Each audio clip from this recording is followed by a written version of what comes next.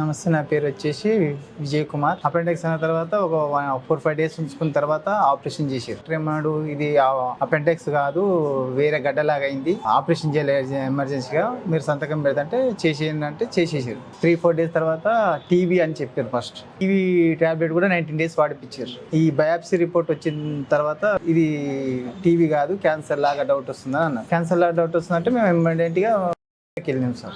PET scan చేస్తే పెట్ స్కాన్లో ఇట్లా మామూలు అక్కడక్కడ స్ప్రెడ్ అయిందని చెప్పారు. వేరే వాళ్ళు ఇట్లా పునర్జన్మ కొనరి చెప్తుంటే ఇక్కడ వచ్చినాం సార్.